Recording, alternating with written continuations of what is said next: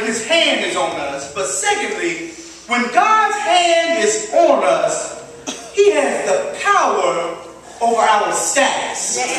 In other words, y'all just might as well get ready to shout. When God's hand is on you, the world don't have a say over your status. Let me read verse 10.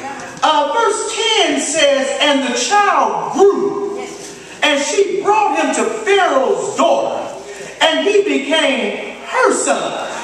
And she called his name Moses. And she said, because I drew him out of the water.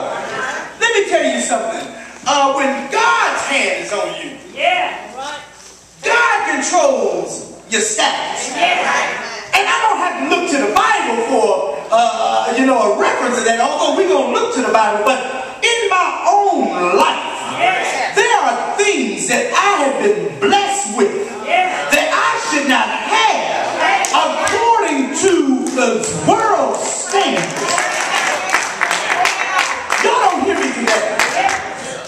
The job that I had, and I meant to bring in, because they have to replace one of my co-workers right now.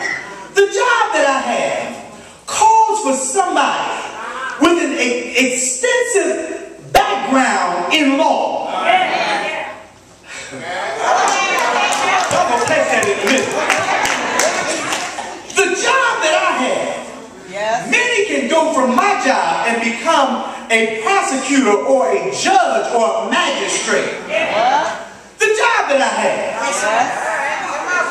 calls for a certain number of years and experience. But let me tell you something. When you got God's favor,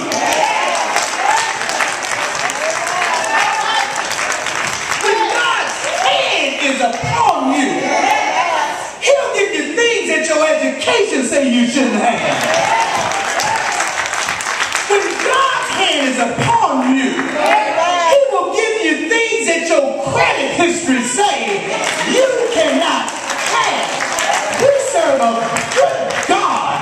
And when God's hand is upon you, he controls your status.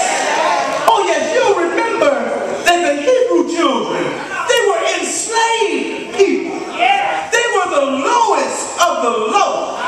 They toiled night and day to build great cities for Pharaoh. And yet they received no wages for their work. They were given only that which they needed to survive.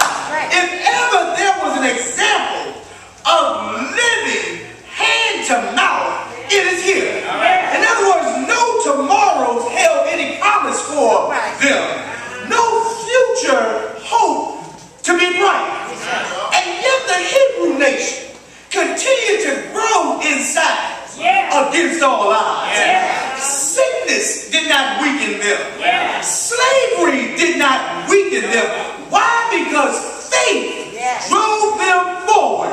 All I'm trying to tell you today, you may not be able to get an education.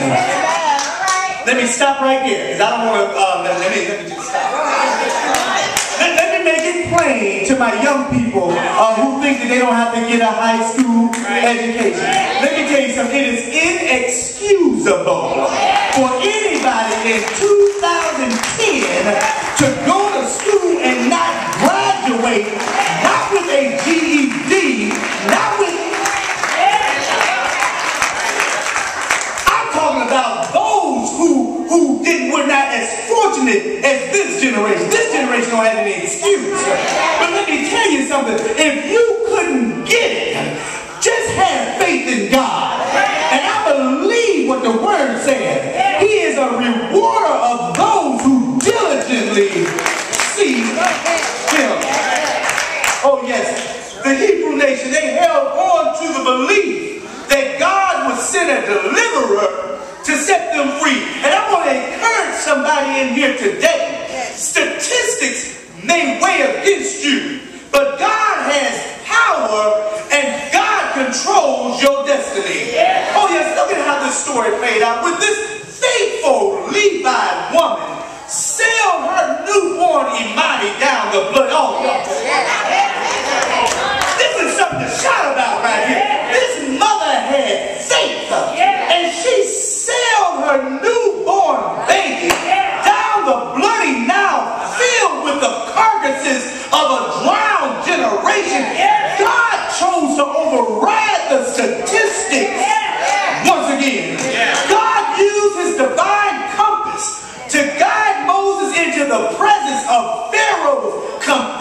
unfortunate and childless daughter. And the very Pharaoh who had endangered Moses' life became Moses' safety net.